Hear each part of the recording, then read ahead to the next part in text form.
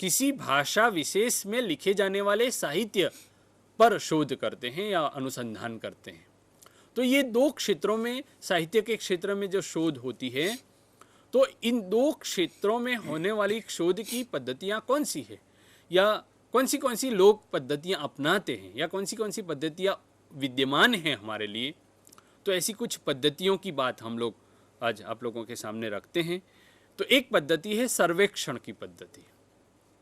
सबसे पहले किसी युग विशेष को या किसी रचनाकार को या किसी रचना को उसके समय के हिसाब से जब हम इसको हमारे किसी व्यवस्थित रूप से रखने का प्रयास करते हैं, या उसको ये साबित करने का या प्रमाणित करने का प्रयास करते हैं कि भाई फला कृति या फला रचनाकार फला युग का है या इसका समय ये है, तो ये जो पद्धति होती है वो सर्वेक्षण की पद्धति होती है। ये बहुत ज़्यादा महत्वपूर्ण नहीं है। दूसरी जो महत्वपूर्ण पद्धति है शोध में, वो है आलोचनात्मक पद्धति। आजकल जो शोध खास करके होते हैं, और मैंने जिस तरह से बात की कि उपाधि परक जो शोध है, उपाधि के लिए, पीएचडी की डिग्री के लिए जो शोध किए जाते हैं, इसमें ज़्यादातर शोध जो है वो आलोचनात्मक शोध है। आलोचनात्मक शोध की भी अनेक अलग अलग पद्धतियाँ हैं। उदाहरण के तौर पर आलोचनात्मक पद्धति में ही एक पद्धति है काव्य शास्त्रीय पद्धति, यानी जब हम किसी कृति के या किसी रचनाकार की भाषा पर बात करते हैं, उसके भाव पक्ष पर बात करते हैं, उसके शिल्प पर बात करते हैं, उसकी टेक्निक पर बात करते हैं, तो ये सारी चीज़ें जो है वो काव्य शास्त्रीय पद्धति के अंतर्गत आएगी। एक है समाज शास्त्रीय पद्धति, यानी समाज के साथ उसका जुड़ाव कैसा है, उसका समाज शास्त्रीय जो अध्ययन हम करते हैं, तो उसमें कौन सा समाज निरूपित हुआ है, उसके क्या कारण हैं, इन सारी बातों की जब हम जांच पड़ताल करते हैं तो वो समाजशास्त्रीय पद्धति कहलाती है। इसके अलावा एक शैली वैज्ञानिक पद्धति भी आती है, आलोचनात्मक में ही आती है, कि उसकी भाषा पर बात, कि भाई उसमें कौन से शब्द है, किस प्रकार के शब्द हैं, कितने विदेशी शब्द हैं, कितने देशज शब्द हैं, इन सारी चीज़ों की, यानी शब्दों पर शैली वैज्ञानिक एक अध्ययन की पद्धति भी होती है। एक और है इसमें मनोवैज्ञानिक पद्धति। किसी कृति में निरूपित होने वाले पात्र विशेष की मनस्थिति पर हम जब ध्यान केंद्रित करके अपनी बात रखते हैं तो वो मनोवैज्ञानिक पद्धति कहलाती है। तो आलोचनात्मक में ही अनेक ऐसी पद्धतियां अलग अलग हमें मिल जाती है। इसके अलावा एक और पद्धति वो है, तीसरी पद्धति वो है समस्यामूलक पद्धति। यानी जैसे हम किसी एक रचनाकार को ले लें या किसी रचना को ले लें या बहुत सारी रचनाओं को ले लें, और उसमें किसी एक समस्या पर किस तरह से बात रचनाकार ने हमारे सामने रखी है या किसी समस्या को किस तरह से हमारे सामने प्रस्तुत किया है, तो इस तरह से अगर कोई अध्ययन करता है तो वो समस्यामूलक पद्धति कहलाती है। इसके अलावा एक आज बहुत ज़्यादा लोकप्रिय होने वाली या बहुत ज़्यादा काम जिस पर अभी फ़िलहाल हो रहा है, ऐसी एक पद्धति है, वो है तुलनात्मक पद्धति। किसी एक भाषा के दो अलग अलग समय में लिखने वाले रचनाकार या किन्हीं दो भिन्न भाषाओं में एक ही समय में लिखने वाले रचनाकार, या एक ही विषय पर दो अलग अलग भाषाओं में लिखी जाने वाली रचना, तो इन सारी रचनाओं की या रचनाकारों की साम्य और वैषम्य के आधार पर जब हम तुलना करते हैं तो ये तुलनात्मक पद्धति कहलाती है। आजकल तुलनात्मक पद्धति जो है ज़्यादा प्रचलित हो रही है और ज़्यादा अध्ययन हो रहा है। गुजराती से हिंदी या अंग्रेजी से गुजराती या अंग्रेजी से हिंदी, दो भिन्न भाषाओं के रचनाकारों पर बात हो सकती है या अध्ययन हो सकता है। आजकल तुलनात्मक पद्धति जो है वो शोध के क्षेत्र में ज़्यादा प्रचलित हो रही है। इसके अलावा और भी पद्धतियां हैं, वर्गीय अध्ययन है, क्षेत्रीय अध्ययन है, यानी किसी वर्ग विशेष में हम बांटकर रचनाकार या रचना को जब हम रखते हैं, किसी क्षेत्र विशेष पर जब हम अपनी बात केंद्रित करके हम बात रखते हैं, तो ये सारी वर्गीय अध्ययन की पद्धति या क्षेत्रीय अध्ययन की पद्धति है। तो शोध की पद्धतियां अनेक हैं। आप जब शोध के क्षेत्र में प्रवृत्त होते हैं या शोध के लिए प्रवृत्त होते हैं, तो आप अपनी रुचि के अनुसार किसी एक पद्धति को चुनकर फिर आप इसमें अपना काम आगे बढ़ा सकते हैं। तो विद्यार्थी मित्रों, शोध क्या है, शोध का स्वरूप क्या है, शोध की पद्धतियाँ कितनी हैं, ये सारी चीज़ें हमने बहुत ही कम समय में एक इसका संक्षेप में इसका विहंगावलोकन किया। आगे जो है शोध के प्रकार, कितने प्रकार की शोध होती है और दूसरे शोध के सोपान क्या होते हैं। जब हम शोध प्रक्रिया से गुजरते हैं तो हमें किन किन सोपानों से गुजरना पड़ता है, इन सारी बातों की हम आगे चर्चा करेंगे। लेकिन इन बातों पर बात आगे बढ़ाने के लिए मेरे साथी मित्र जो हैं डॉक्टर भरत भाई पटेल से मैं अनुरोध करूंगा। तो भरत भाई आगे अपनी बात रखेंगे। भरत भाई जी, मेरे परम मित्र प्रोफेसर नियाज भाई ने शोध विषय पर प्रकाश डाला। शोध क्या है और अलग अलग शब्दों से उसे कैसे पहचाना गया है, उसका स्वरूप कैसा है और फिर उसकी कौन कौन सी पद्धतियाँ हैं, उन पद्धतियों पर नियाज भाई ने बात की बड़े संक्षेप में, लेकिन सूक्ष्म दर्शन करवाने का प्रयत्न किया। अब बात ये बनती है कि कौन कौन से प्रकार हैं शोध के। वैसे तो सोभातिपरक और उपाधि रहित शोध सतत चलता रहा है इस सृष्टि में।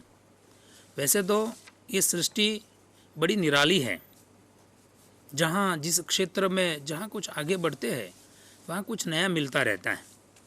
इसलिए इस अगोचर विश्व को जब देखते हैं तो ऐसा कतई विचार नहीं आता है कि हम हैं और हमारी आँखों के आगे दिखाई देने वाली ये सृष्टि है, इसके अलावा इस सृष्टि में कुछ नहीं है, ऐसा हम नहीं कह सकते। हमारी आँखों से नहीं दिखाई देता ऐसा सूक्ष्म बहुत कुछ इस सृष्टि में है। इसीलिए कहते हैं कि एक फल का गिरना गुरुत्वाकर्षण बल को दिखा देता है। लेकिन बात यहाँ पर यह है कि मनुष्य के अंदर पड़ी हुई जिज्ञासा उसको सतत शोध की ओर ले जाती है। जिज्ञासाहीन मनुष्य को हम मनुष्य नहीं कहते हैं। इसलिए कहते मनुष्य या युवा वो है कि जो सतत कुछ खोजने की प्रक्रिया से जुड़ा हुआ है, सतत संशोधन से जुड़ा हुआ है। अब हिंदी साहित्य में शोध कई रूपों से हुआ है। एक तो कहते हैं कि लोकतात्विक शोध, संसार में, मनुष्य में, लोक में पड़े हुए जो तत्व है उनको खोजना। वैसे तो ऐसा कह सकते हैं ये संधान है, लेकिन अनुसंधान है, पुनः मूल्यांकन है, क्योंकि जो है उसको खोजकर हम तक ले आने का प्रयत्न या समाज तक ले आने का प्रयत्न सतत होता आया है। ये लोकतात्विक लोगों में पड़े हुए तत्वों को, लोगों में पड़ी हुई इच्छाओं को, लोगों में पड़े हुए हमारे जो व्यक्तिगत या एक समाज के या एक संसार के जो तत्व है, यानी एक क्षेत्र विशेष में पड़ी हुई लौकिकता है, उनको प्रस्तुत करने के प्रयत्न बहुत बार हुए हैं। बहुत सारे विद्वानों ने ये प्रयत्न किए हैं। इसलिए कई विद्वानों को लोक साहित्यकार कहते हैं हम, क्योंकि लोक साहित्य को लोगों के कंठों में या मुंह में पड़ा हुआ जो साहित्य है, जो छपा नहीं है, ऐसे साहित्य का संशोधन करके हम सारी सृष्टि तक उसी क्षेत्र के उस साहित्य को ले आने का प्रयत्न सतत होता आया है। इसमें किसी व्यक्ति विशेष का महत्व नहीं होता है और न किसी व्यक्ति विशेष के विचारों का महत्व होता है। उसमें लोक विशेष का यानी समाज के विचारों का, एक क्षेत्र के या एक परिवार के या एक संसार के लोगों के विचारों का महत्व होता है। इसलिए व्यक्ति और समाज विशेष या समाज से पर होकर यानी उस विचार विशेष के महत्व को पहचानने का प्रयत्न वहाँ पर किया जाता है।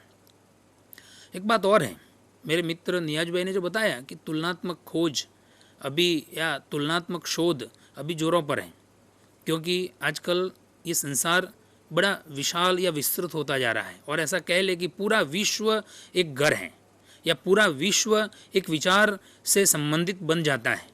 एक मनुष्य किसी भी कोने में बैठा हुआ जो शब्द बोलता है उसे पूरा विश्व जानता है और पूरा विश्व समझने का प्रयत्न करता है। इसलिए एक भाषा से दूसरी भाषा में जाने का प्रयत्न सतत होता आया है। आजकल साहित्य क्षेत्र में ये प्रयत्न बड़ा जोरों पर है। बहुत सारे विद्वानों ने, बहुत सारे विचारकों ने इसको ध्यान में लेकर अन्य भाषा से इस भाषा में लाने का प्रयत्न अनुवाद के माध्यम से किया है। अब अनुवाद के माध्यम से एक विचार को दूसरी भाषा में लाकर लोगों तक पहुंचाने का जो प्रयत्न हुआ है, परिणाम स्वरूप ये सरल बना है कि दो भाषाओं में जो दो विचारकों में पड़े हुए जो विचार है उनमें साम्य क्या है, उनमें वैषम्य क्या है, उसको हम तक पहुंचाने का सतत प्रयत्न हुआ है। दो विचारकों को एक युग के या दूसरे युग के विचारकों से जोड़ने का प्रयत्न भी होता है। ऐसा कहते हैं कि ईस्वी सन पूर्व 4वीं शताब्दी के आसपास जब भारत में या भारतीय साहित्य में भरत मुनि जब थे, नाट्य शास्त्र के रचयिता भरत मुनि थे, उसी समय में हम कहते हैं कि पश्चिम में प्लेटो और अरस्तु थे। अब मान लो कि ये एक ही समय के दो विचारक तब एक दूसरे को जानते नहीं थे, क्योंकि हमारा इतना संशोधन कार्य नहीं हो पाया था। हम एक समाज से या भारतीय समाज से और पश्चिमी समाज से परिचित एक दूसरे से नहीं थे। ऐसी स्थिति में जो साहित्य और जो श्रेष्ठता हम तक आई है, हम उन दो एक ही युग के दो साहित्यकारों को जोड़कर देख पाते हैं कि भारतीय चिंतन कैसा था और विदेशी चिंतन कैसा था, और एक ही समय में दोनों के चिंतन की ऊर्ध्वता है। ये तुलनात्मक जो शोध है उसके माध्यम से हम तक आया है। तुलनात्मक शोध में दो विचार एक ही विषय के यानी हिंदी के दो कवियों को, कबीर और जायसी को एक ही समय में देखते हुए उनके दो विचारों में साम्य, विचारकों में साम्य और वैषम्य, और दो व्यक्तियों के विचारों में साम्य वैषम्य को देखते हुए हम प्रेम मार्गी शाखा और ज्ञानाश्रयी शाखा के साम्य वैषम्य को देखकर और उसको हम उस युग से जोड़कर, क्योंकि युग की प्रवृत्तियाँ कैसी थी, हम संशोधन कर सकते हैं।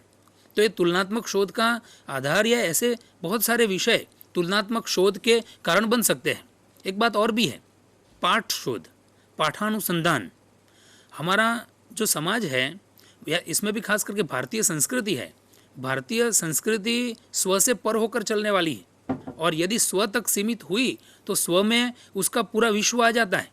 स्वांत सुखाय जस रघुनाथ गाथा, ऐसा कहने वाले तुलसीदास रहे हैं, लेकिन उनका स्व व्यक्तिगत नहीं है। उनके स्व में सारी सृष्टि का मय आ जाता है।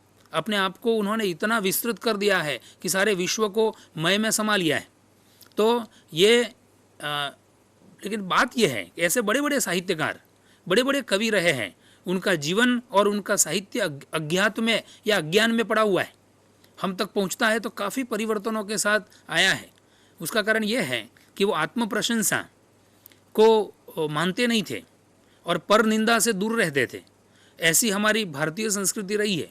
उसके परिणाम स्वरूप हमने बहुत कुछ खोया भी है, क्योंकि उन्होंने लिखा हुआ हम तक किस रूप में पहुंचा है, और यह पहुंचाने का प्रयत्न एक प्रशंसा करनी होगी कि ऐसी पांडुलिपियों को संग्रहित करने वाली बहुत सारी संस्थाएं हैं, और वो सतत इस संशोधन से जुड़ी हुई है कि पुराने ताड़ पत्रों पर लिखा हुआ, ताम्र पत्रों पर लिखा हुआ, पत्थरों पर लिखा हुआ जो है साहित्य और जो ज्ञान है, उस ज्ञान को देखकर और उसको संशोधित करते हुए और निश्चित पाठ तक आने का प्रयत्न किया गया है। जैसे तो पृथ्वीराज रासो चंद बरदाई की कृति है, उस कृति के उसके अंदर जाकर अब जब हम देखते हैं तो हमें काफ़ी बातें ऐसी लगती है, अलग अलग जगह पर अलग अलग रूप मिलते हैं। इतिहास से उसका संबंध जोड़ने का प्रयत्न करते हैं तो ये संबंध में काफ़ी ये प्रसंगों में मिलता नहीं है। तो ऐसी स्थितियों में ये पाठानुसंधान बड़ा काम का रहता है कि उस युग में उस मूल साहित्यकार ने जो कहा है या जो ताड़पत्रों पर या अन्य रूपों में जो टूटा फूटा मिलता है, और उसी समय में अन्य जो साहित्यकारों ने उन पर जो कहने या टिप्पणी करने का जो प्रयत्न किया है, वो सारी बातों को लेकर निश्चित पाठ पर आने का जो प्रयत्न किया जाता है, उसे पाठानुसंधान या पाठ शोध कहा जाता है। तो ये एक प्रयत्न भी काफ़ी हद तक हुआ है, और बहुत सारा हमारा प्राचीन वेदों में पड़ा हुआ साहित्य और अन्य साहित्य को एक आधुनिक दृष्टिकोण के साथ या आधुनिक समाज के लिए या आधुनिक विचार के लिए कैसे उपयोगी है, उसको खोलकर हम तक लाने का प्रयत्न इस शोध में हुआ है। एक बात और है, ऐतिहासिक शोध, क्योंकि आप देख सकते हैं कि हिंदी साहित्य का इतिहास रामचंद्र शुक्ल ने दिया। रामचंद्र शुक्ल के पहले भी ग्रियर्सन ने इतिहास देने का प्रयत्न किया। फिर कहते हैं कि मिश्र बंधुओं ने भी ये प्रयत्न किया। ऐसा कह लेंगे कि उन्होंने ये संशोधन ही किया था, शोध ही किया था। पहली बार किसी विचारक को पूर्ण रूप से जानने का प्रयत्न सतत करना और अन्य काफ़ी विचारकों से, उस युग के अन्य साहित्यकारों से उस व्यक्ति के बारे में जानकारियाँ इकट्ठी करके चौक्कस माहिती हम तक पहुँचाने का प्रयत्न उन्होंने किया था। लेकिन संपूर्ण इतिहास देने का प्रयत्न रामचंद्र शुक्ल ने हिंदी साहित्य के इतिहास नामक कृति में हमें दिया। तो हम कहते हैं कि प्रवृत्तियों के आधार पर उन्होंने उसको रखने का प्रयत्न किया। कितने सारे साहित्यकारों को, कितने सारे भारतीय संस्कृति के जो पक्षधर है, ऐसे साहित्यकारों को उनकी योग्य उनका मूल्यांकन करके तटस्थता के साथ उनको हम तक पहुंचाने का ये जो प्रयत्न है वो ऐतिहासिक शोध है। वैसे तो कहते हैं कि युग पर युग बीतते जाते हैं।